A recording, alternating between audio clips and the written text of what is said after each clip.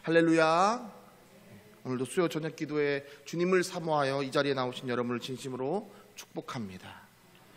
오늘 말씀은 아이 사무엘이 하나님께 부름을 받는 그런 모습입니다.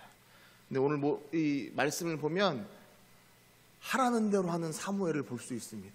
이렇게 하라고 하면 이렇게 하고, 저렇게 하라고 하면 저렇게 하는 사무엘을 볼 수 있습니다.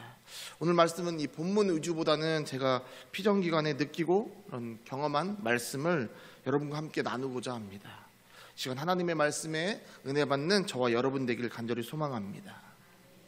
요즘 20, 30대 청년들을 MZ세대라고 합니다. 우리 어르신들도 다 MZ세대 많이 들어보셨을 겁니다. MZ세대 할 때 이 M은 밀레니얼 해가지고 천년이라는 뜻입니다. 그러니까 천년이라는 시간 중에 A, B, C, D에서 Z 해가지고 맨 끝에 있는 천년의 끝에 있는 세대라고 해서 이 MZ세대라고 합니다. 그래서 보통은 1981년생부터 96년 사이에 태어난 사람을 MZ세대라고 하는데, 여기에는 딱 한 분, 우리 용선 청년회장 빼놓고는 아무도 안 계시죠. 네. 저도 없고 저도 아니고. 네. 그런데 이제 여러분 혹시 근데 교회 주보 이렇게 보셨습니까? 주보에 보면 대학 청년부에서 매월 첫 주 토요일 저녁 6시 이렇게 적혀 있습니다.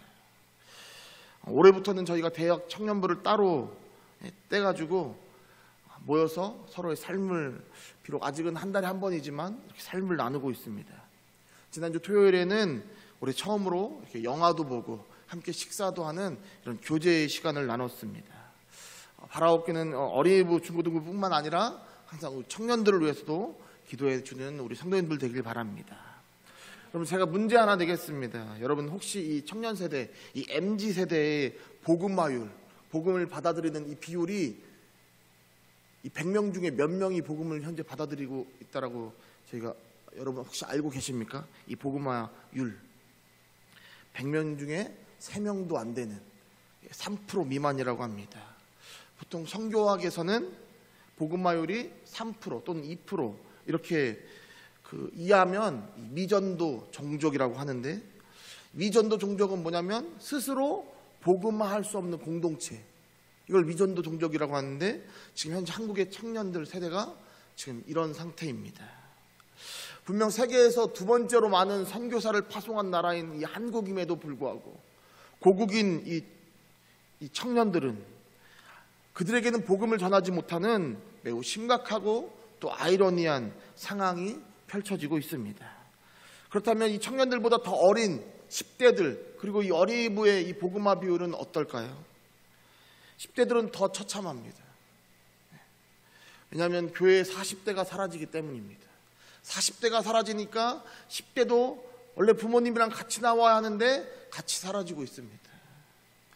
2023년 기독교 윤리 실천 운동이라는 이 기운실에서 설문조사를 했습니다. 여러분은 한국교회를 얼마나 신뢰하십니까? 이 설문조사의 부정평가가 무려 74%가 나왔습니다. 한국인 4명 중 3명은 교회를 신뢰하지 않거나 매우 신뢰하지 않는다라고 응답을 했습니다. 신뢰한다는 응답은 21%에 불과했습니다. 2020년 코로나 전에 공교롭게도 똑같은 설문조사를 했었는데 그때는 신뢰도가 32%였습니다. 그런데 코로나를 지나면서 신뢰도가 11%가 떨어진 21%가 됐습니다. 그렇다면 목사님을 신뢰하십니까? 라는 이 응답의 결과는 어땠을까요? 부정평가가 역시 74%입니다. 놀랍게도 기독교인, 그리스도인을 신뢰하십니까? 라는 이 설문조사도 부정평가가 74%입니다. 다 74%입니다. 한국인 중 4명 중 3명은 교회가 싫다는 겁니다. 더 이상 목사님은 존경의 대상도 아니고 그리스도인은 신뢰할 수 없는, 믿을 수 없는 사람들이라는 것입니다. 여러분, 우리가 예수님 믿으세요, 예수님 믿으세요 이런 외침을 그들은 너네나 잘 믿어, 너네나 똑바로 믿어 라고 지금 받아들이고 있다는 것입니다. 여러분, 이런 상황 속에서 과연 우리는 대체 무엇을 할 수 있을까요? 아무것도 할 수 없고 그냥 좌절해야 할까요? 제가 중고등부 예배를 드리면서 아이들에게 현재 청소년의 복음화율이 3%가 안 된다라고 아이들에게 말해 주었습니다. 그러면서 이어서 이렇게 말했습니다. 너네가 비록 공부로는 3%가 안 돼도 복음화로는 3% 안에 드니까 너네 자부심을 가지고 너네 존귀한 자임을 잊지 않고 살아가야 돼 라고 말했습니다. 여러분, 놀라운 것은 성경을 보면 하나님께서는 정말 믿음의 사람들이 소수일 때, 믿음의 사람들이 희귀할 때 하나님은 그 한 명을 찾으신다는 것입니다. 오늘 본문 보면 이 사무엘도 그렇습니다. 우리 사무엘상 3장 1절 말씀을 함께 읽겠습니다. 아이 사무엘이 엘리 앞에서 여호와를 섬길 때에는 여호와의 말씀이 희귀하여 이상이 흔히 보이지 않았더라. 아멘. 성경의 마지막 사사이며 하나님의 말씀대로 두 왕에게 기름을 부었던 이 사무엘, 무엇보다 이스라엘 위해서 기도를 쉬지 않던 이 사무엘, 이 어릴 적 모습을 보면 이스라엘은 여호와의 말씀이 희귀한 그런 때였다는 것입니다. 하나님의 능력이 잘 보이지 않던 그런 때였다는 것입니다. 지금 저와 새벽에 주로 월요일 새벽이지만 그때마다 사사기 말씀을 나눕니다. 사사기 말씀을 보면 이스라엘이 영적으로 얼마나 타락했는지, 또 얼마나 하나님 뜻에 불순종하고 자기 마음대로 신앙생활을 했는지를 살펴보고 있습니다. 그러나 놀라운 것은 하나님께서는 이런 타락, 영적으로 매우 타락했다 할지라도 어릴 적부터 하나님께 바쳐진 이 사무엘을 선택하셔서 하나님의 귀한 도구로 사용하시는 것을 볼 수 있습니다. 이를 다시 말하면 오늘날에도 하나님은 그 한 사람을 찾고 계시다는 것입니다. 비록 복음화율이 3%가 안 된다 할지라도 하나님만 바라보는 그 한 명을 통해서 하나님은 이 세상을 여전히 바꾸고 싶어 하십니다. 바라옵기는 여러분과 또 여러분의 자녀들, 여러분의 손주들이 그런 한 사람이 되기를 주님의 이름으로 축원합니다. 한 세대를 바꾸는 하나님의 도구, 시대의 흐름을 변화시키는 하나님의 동역자가 되기를 간절히 소망합니다. 근데 여러분, 우리가 신앙생활을 하다 보면 헷갈리지 말아야 할 것들이 있습니다. 여러분, 예수님 믿으면 인생이 잘 됩니까? 잘 되지 않습니까? 여러분, 선뜻 대답 안 나오시나요? 잘 됩니다. 여러분, 잘 됩니다. 그런데 그 기준이 세상의 기준이 아니라는 것 뿐입니다. 세상의 관점에서는 아닐 수 있지만 하나님의 관점에서는 잘 되는 것입니다. 우리 제가 여러분 때문에 저희 가족 모두가 행복하고 즐거운 피정을 다녀왔습니다. 제가 이번에 피정을 다녀오면서 아이들이 원하는 것 두 가지, 롯데월드하고 글램핑장을 다녀와야겠다라고 이렇게 제가 전에 한번 말씀도 드렸고 다녀왔습니다. 왜냐하면 제 아이가 말한 이 말이 한 가지가 걸렸기 때문입니다. 첫째 필립이가 어느 날 저에게 아빠 목사 안 하면 안 돼? 라고 이렇게 말합니다. 그래서 왜? 했더니 아빠는 우리가 쉬는 주말마다 우리랑 못 지내잖아 라고 이렇게 이야기합니다. 그 말이 어찌나 걸리던지 그래서 제가 필립이에게 원하는 것 두 가지를 말하라고 했더니 한 가지가 롯데월드였고 또 다른 한 가지가 글램핑장이었습니다. 그래서 롯데월드에 가서는 놀이동산 가서 마지막 이 퍼레이드 하는 것까지 다 보고 집으로 돌아왔습니다. 차 타고 집에 오는데 아이들이 몸은 지쳤는데 마음이 들떠 있습니다. 돌아오는 길에 이 롯데타워가 보입니다. 롯데타워가 123층입니다.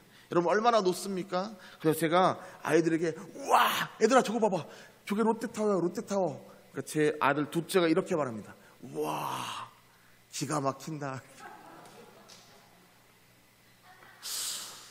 이번에 생애 처음으로 제가 또 글램핑장도 가봤습니다. 저같이 이렇게 캠핑에 전혀 관심이 없는 사람들을 위해서 가면 침대도 있고 화장실도 있고 주방도 있고 텐트 안에 이렇게 만들어진 이 글램핑장에 가봤습니다. 왜 사람들이 가족들끼리 캠핑을 하는지 조금 알겠더라고요. 어느 기사에 보니까 경기도 용인에 있는 목양감리교회에서는 교회 마당 이 잔디밭에다가 캠핑을 할 수 있는 공간을 마련했습니다. 그리고 교인들이 이용할 수 있게 해줬습니다. 왜냐하면 교인들은 주일에 교회에 나오다 보니까 그만큼 캠핑을 다니기도 어렵고 그렇다 보니 교회 복지 차원에서 교인들 복지 차원에서 교회 마당을 교회에서 제공한 것입니다. 근데 생각해보면 예수님 믿지 않는 이런 어떤 가정들은 매주 이렇게 캠핑을 떠나는 가족들도 있습니다. 여러분 얼마나 부럽습니까? 우리는 따라갈 수가 없습니다. 우리는 자녀들에게 몇 번의 경험을 시켜줄 수는 있지만 매번 해줄 수는 없습니다. 저는 어릴 적에 아버지가 토요일날 근무하시고 집에 오시면 다음 날이 주일이니까 어디 놀러 간 적이 없습니다. 분명 삼면이 바다인 이 대한민국에 살면서 제가 19살이 되어서야 처음으로 친구들과 바닷가를 갔었습니다. 그럼 오늘 이 저녁도 그렇습니다. 일 마치고 집에 가서 쉬시면 그러면서 TV 보시면 얼마나 편하십니까? 근데 여러분 중에서는 일 마치고 예배 오려고 불이 나게 준비하고 오신 분들도 계시고 심지어 식사도 거르고 이 자리에 오신 분들도 있음을 잘 알고 있습니다. 이런 것만 보면 우리의 삶이 세상 사람들의 입장에서는 절대 부러워할 만한 삶이 아닙니다. 그러나 확실한 것은 세상의 그 무엇보다도 하나님께 예배드리는 것을 중시하는 이 삶을, 우리의 마음을, 우리의 진심을 하나님은 기뻐 받으신다는 것입니다. 사랑하는 성도 여러분, 우리의 삶이 세상에서 관점에서 보면 거창하지도 않고 남들이 부러워할 만한 것도 없을지라도 하나님은 기뻐 받아주신다는 것입니다. 우리가 우리 하나님의 말씀에 순종하여 그 말씀대로 산다면 여러분 우리의 삶이 세상 사람들의 눈에 언젠가는 닮고 싶어하고 또 존경할 만한 삶이 될 거라는 것을 저는 확신합니다. 최선모 목사님이 돌아가셔서 계속해서 예배를 드리러 가서 보면 저는 왜 이리 마음속에 자꾸만 하나님이 기쁨을 주시는지 모르겠습니다. 제가 최성 목사님 사진을 보면서 마음속으로 이렇게 되뇌었습니다. 하나님 부럽습니다. 최성 목사님은 원로 목사님에도 불구하고 새벽 기도를 빠지는 일이 거의 없으셨습니다. 쉽지 않은 일입니다. 그런데 평생을 오영근 사모님과 살아계셨을 때는 두 분이 손을 잡고 항상 새벽 기도 나왔던 그 모습을 잊을 수가 없었습니다. 사랑하는 성도 여러분, 확실한 것은 세상의 그 무엇보다 하나님께 예배드리는 것을 중시하는 이 삶을 살아가는 우리들이 하나님 입장에서는 그래 내 자녀, 내 아들, 내 딸아 잘한다 하고 칭찬하실 줄 저는 믿습니다. 한 목회자가 개척교회를 하면서 이중직으로 과일 가게를 열었습니다. 마치 바울이 그랬던 것처럼 자비양 선교를 하기 위함이었습니다. 여러분 그렇다면 이 목사님이 과일 가게를 하면서 어떻게 전도를 하셨을까요? 과일 팔 때마다 예수 믿으세요, 예수 믿으세요 그랬을까요?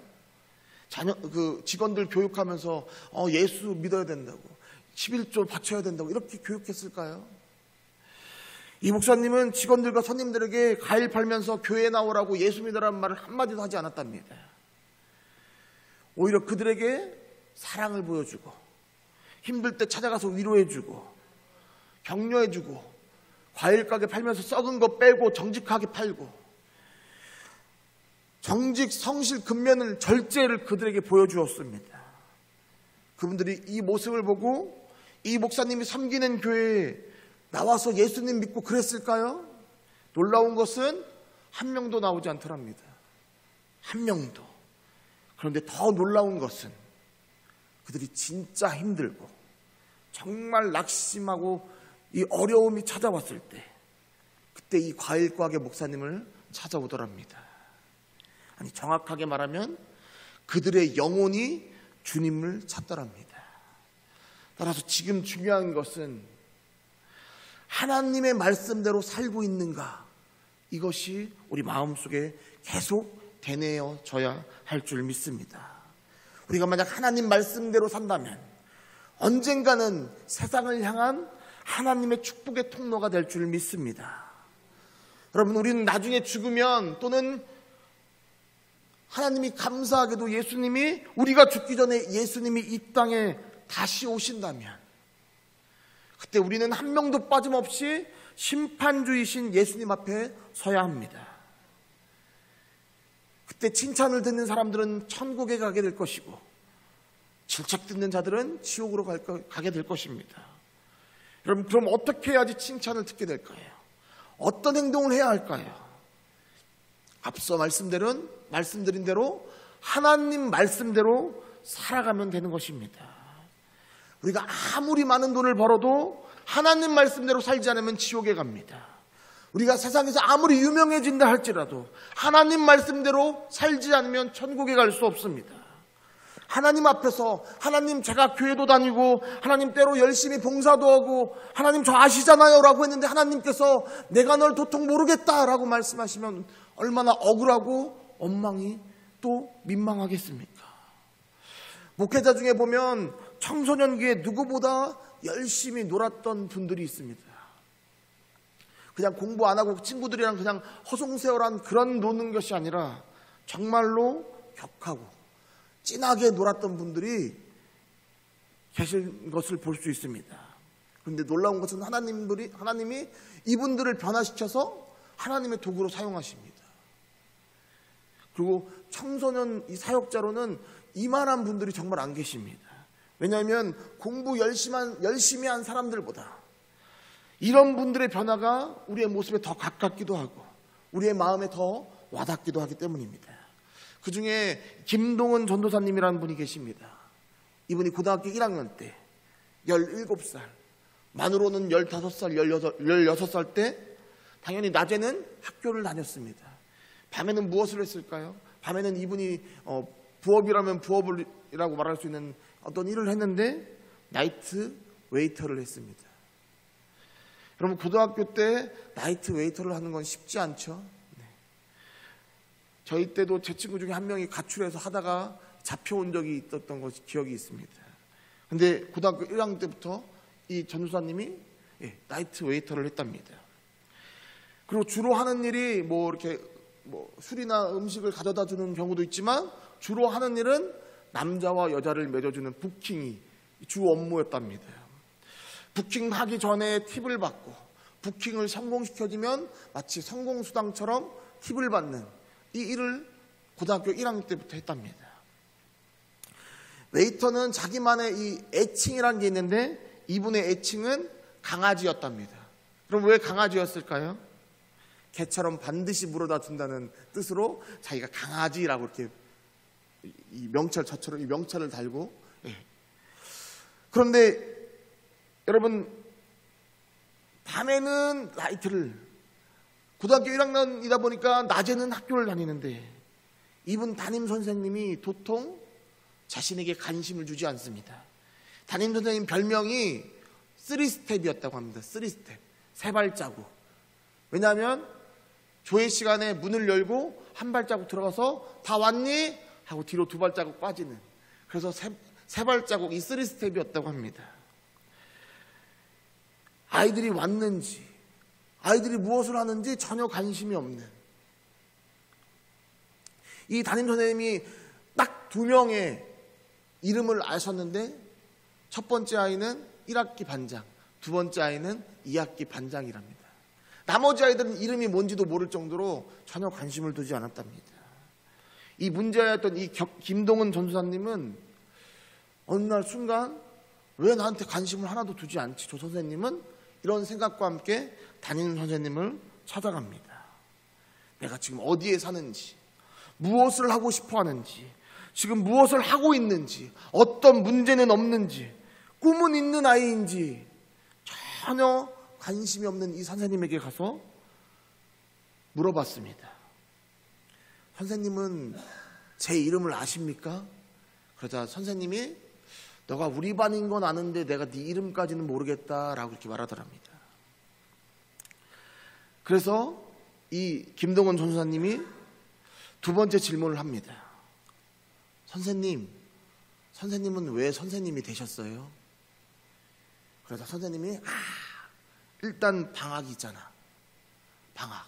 그리고 안정적이고 그 이야기를 들은 이 김동은 전사님이 훗날 이렇게 고백합니다.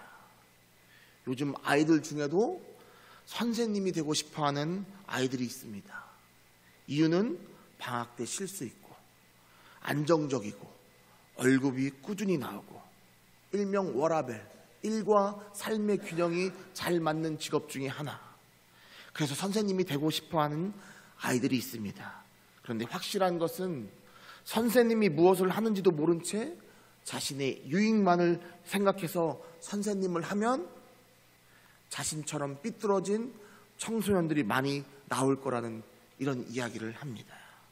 여러분, 요즘은요, 정의가 없어도 판사하고 검사합니다.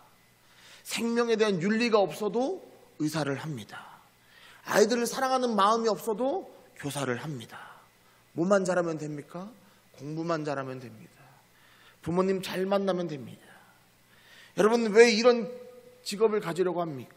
맞습니다. 안정적이고 돈 많이 벌고 꾸준히 벌고. 여러분, 근데 이런 사람들 중에 그리스도인이 없겠습니까? 오히려 많습니다. 오늘 본문에 등장하는 이 아이 사무엘 이 시대를 보면 이스라엘은 말씀이 희귀해서 여러 가지 문제가 있던 시대였습니다. 그러나 문제가 문제로 여겨지지 않던 시대였습니다. 오늘날도 보면 교회가 얼마나 많습니까? 심지어 이제 유튜브에서 얼마나 많은 말씀이 나오는지 모릅니다. 피정 중에 저도 여러 번 다른 목사님들 설교를 좀 들었었는데요. 24시간 말씀만 들어도 부족한 시대입니다. 이렇게 말씀이 차고 넘치지만 정작 하나님의 말씀대로 사는 사람은 희귀한 세상. 말씀이 희귀하던 이 이스라엘의 모습과 너무나도 일치하는 시대인 것 같습니다. 하나님 말씀을 내 마음대로 해석하는 시대인 것 같습니다. 한국 사람들이 좋아하는 성경 구절 중에 다윗이 고백인 시편 23편 1절 말씀이 있습니다. 우리 함께 읽겠습니다. 여호와는 나의 목자시니 내게 부족함이 없으리로다. 웬만한 신앙생활 하시는 분들 중에 이 구절을 모르시는 분은 안 계실 겁니다. 우리나라 사람들에게 위대한 왕은 누구인가? 라고 설문조사하면 단연코 1위를 하는 분이 계십니다. 그럼 누구십니까? 세종대왕입니다. 한글을 창제하셨고 백성들을 위해서 여러 가지 제도를 펼치신 백성을 위한 왕이라고 불렸던 세종대왕입니다. 여러분, 다윗이 이스라엘에서 마치 이 세종대왕과 같은 왕이었습니다. 그러나 그의 인생을 보면 태어난 지 며칠 안 된 아이가 죽었고 또 다른 아들에게 강간을 당하고 심지어 두 아들은 2번이나 아버지를 죽이려고 반역을 일으켰습니다. 신하들도 배신을 합니다. 그의 주변에는 정치적으로 자신의 이익을 찾으려는 수많은 사람들이 존재했습니다. 그러나 이 다윗은 이런 상황 속에서 여호와는 나의 목자시니 내게 부족함이 없습니다 라고 고백합니다. 하나님이 나와 함께 계시면 나는 부족함이 없습니다 라고 고백합니다. 여러분, 또 다른 한국인들이 좋아하는 성경 구절이 있습니다. 빌립보서 4장 13절 말씀입니다. 우리 함께 보겠습니다. 내게 능력 주시는 자 안에서 내가 모든 것을 할 수 있느니라. 여러분, 이 말씀 제일 좋아하는 사람들이 누굽니까? 시험을 앞둔 학생들, 또 그 부모님들. 내게 능력 주시는 자 안에서 내가 모든 것을 할 수 있다. 이 말씀 붙잡고 아이들 위해서 기도하고 아이들도 기도합니다. 그런데 놀라운 것은 이 말씀 바울이 어디에서 고백했습니까? 여러분, 감옥에서 바울이 고백한 말씀입니다. 원뜻은 내가 비록 감옥에 있을지라도 내게 능력 주시는 그 하나님 안에만 거할 수 있다면 나는 더 이상 바랄 게 없습니다 라는 말씀입니다. 다윗의 고백과 똑같은 의미의 고백입니다. 비록 내가 어떤 중요한 일을 앞두고 내 마음이 아무리 불안할지라도 혹 그 일을 잘못되어서 내 안에 어려움이 찾아온다 할지라도 내 안에 주님만 계시다면 나는 두려울 것이 없습니다. 이 고백이 우리 안에서도 마치 다윗처럼 또 이 사도 바울처럼 나와야 할 줄 믿습니다. 정말 그러나 우리 입에서는 이 말이 쉽게 나오지 않습니다. 사랑하는 성도 여러분, 그런데 참 감사한 것은 하나님은 우리보다 똑똑하시고 우리보다 선한 분이시라는 것입니다. 우리의 생각한 이 지혜보다 하나님은 더 훨씬 좋은 것으로 우리에게 갚아주시는 분이십니다. 욥기서에 보면 의인이었던 욥이 나옵니다. 사탄이 하나님께 말합니다. 하나님이 저렇게 축복해 주시니까 욥이 남들보다 더 잘 사니까, 욥이 그러니까 하나님을 섬기는 거 아닙니까? 그러자 욥의 마음을 아시는 하나님이 사탄에게 생명은 건들지 말고 시험을 해보라고 허락해 주십니다. 사탄이 욥의 재산을 몰수합니다. 건강도 몰수하고 자녀들까지 다 죽습니다. 친구들이 찾아와서 네가 그동안 죄를 져서 이런 거 아니냐고 회개하라고 말합니다. 여러분, 욥이 답답해합니다. 분명 자신은 하나님 앞에 죄를 짓지 않았는데도 왜 이런 시험이 찾아오는지 이해할 수 없습니다. 친구들에게 이러려면 차라리 오지 말라고 말합니다. 그리고 하나님을 원망합니다. 마치 사단이 이긴 것 같습니다. 그런데 하나님은 이런 것에 전혀 개의치 않으시고 욥에게 찾아오셔서 이렇게 말씀해 주십니다. 저 해를 창조한 자가 누구냐? 저 산을 만든 자가 누구냐? 이 모든 것을 창조한 자가 누구냐? 여러분, 무슨 말씀입니까? 너가 비록 지금 고통을 당하고 있지만 그럼에도 변하지 않는 것은 이 모든 것을 창조한 바로 내가 너와 함께하길 원한다는 말씀입니다. 너가 그 하나님을 온전히 의지하면 그러면 된다는 말씀입니다. 하나님께서는 사탄과의 내기가 중요한 것이 아니라 그보다 더 욥과 하나님과의 관계를 더 중요시 여김을 우리는 말씀을 통해 볼 수 있습니다. 사랑하는 성도 여러분, 하나님을 믿으면 세상을 살아가면서 손해를 봅니다. 손해를 볼 수밖에 없습니다. 왜냐하면 사랑이라는 것이 손해를 보는 것이기 때문입니다. 여러분 중에 자녀들에게 밥을 차려주시면서 밥 먹을 때 계산서 끊는 분들 계십니까? 아니면 외상 체크하시는 분들 계십니까? 그냥 주지 않습니까? 왜냐하면 사랑하니까, 내 아들, 딸이니까.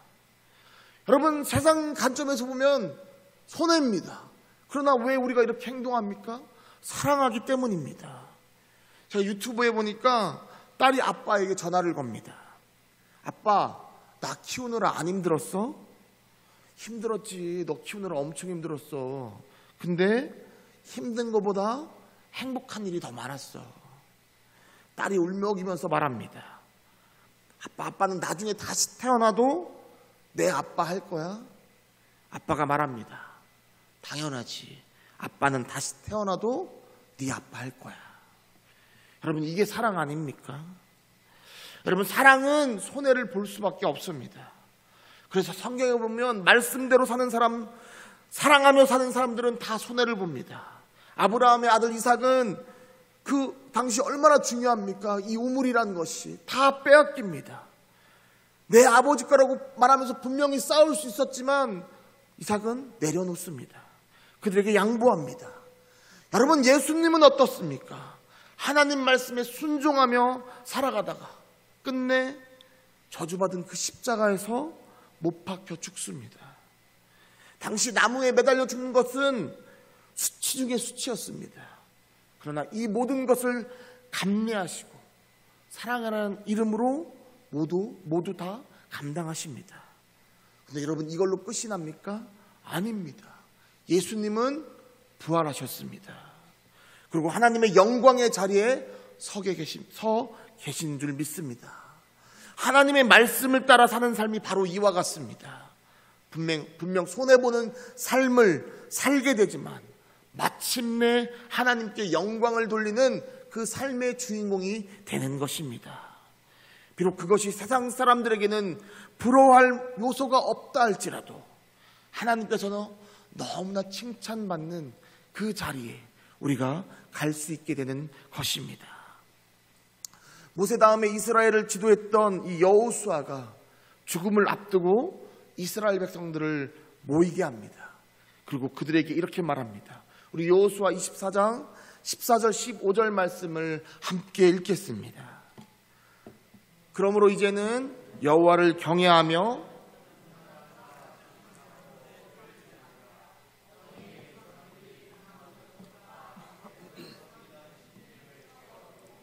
여호와만 섬기라. 만일 여호와를 섬기는 것이 너희에게 좋지 않게 보이거든 너희 조상들이 강 저쪽에서 섬기던 신들이든지 또는 너희가 거주하는 땅에 있는 아모리 족속의 신들이든지 너희가 섬길 자를 오늘 택하라. 오직 나와 내 집은 여호와를 섬기겠노라 하니. 여러분, 여호수아가 말합니다. 하나님을 섬길 것인가, 세상의 신을 따를 것인가 선택하라. 오늘 이 시간 하나님이 여러분에게 말씀하십니다. 하나님을 섬길 것인가, 세상의 즐거움을 따를 것인가. 저는 하나님만 섬기려고 목회자가 되었습니다. 물론 잘 안 됩니다. 넘어질 때가 너무나 많습니다. 그래도 주님 손을 놓지 않고 다시 일어나라고 합니다. 바라옵기는 여러분도 저와 같기를 소망합니다. 주님만 붙잡기를 간절히 소망합니다. 한때 한국교회는 일명 기복신앙을 강조하던 때가 있었습니다. 믿으면 세상에서 성공하고 믿으면 세상에서 말하는 복 받는다라고 주장하던 때가 있었습니다. 그리고 그 후유증을 지금 놀랍게도 철저하게 경험하고 있습니다. 아까 말한 3%가 안 되는 복음화율도 그중 하나입니다. 여러분, 이제 우리의 믿음의 후손들에게 우리는 무엇을 남겨줄 수 있습니까? 얘들아, 하나님 믿으면 손해볼 수도 있어. 때론 세상 사람들이 보기에 망한 것처럼 보일 수도 있어. 그러나 끝까지 믿음으로 나아갈 때 그 가정 속에서 우리는 하나님께 영광 돌릴 수 있어. 바로 이것을 삶으로 가르쳐야 되지 않겠습니까? 사랑하는 성도 여러분, 이제 우리는 어떻게 해야 합니까? 여러분, 간단합니다. 말씀대로 살면 됩니다. 오늘 사무엘이 하나님의 말씀 앞에서 말씀하옵소서 주의 종이 듣겠나이다 라고 고백한 것처럼 말씀대로 살면 됩니다. 물론 말씀대로 살려고 하면 할수록 때론 사람들이 미련하다고 멍청하다고 이렇게 얘기를 들을 수도 있습니다. 그러나 훗날 우리가 하나님 앞에 섰을 때 하나님께서는 우리에게 사랑하는 아들아, 사랑하는 딸아, 수고 많았다, 잘했다 라고 칭찬해 줄 줄 믿습니다. 사랑하는 성도 여러분, 실패를 두려워하지 않고 실수하지 않으시는 하나님의 신실하심을 믿고 다가가는 저와 여러분 되기를 주님의 이름으로 축원합니다.